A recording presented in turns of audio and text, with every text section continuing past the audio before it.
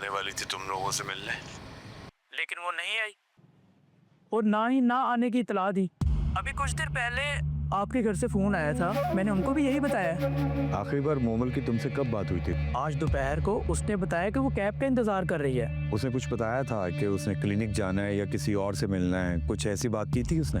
नहीं नहीं, मुझसे ऐसी उसने कोई बात नहीं की। ओके, बहुत शुक्रिया सर, जब भी आपको मोमल के बारे में पता चले तो आप हमें ज़रूर बताइएगा। हम सब मोमल के लिए बहुत परेशान हैं। श्योर।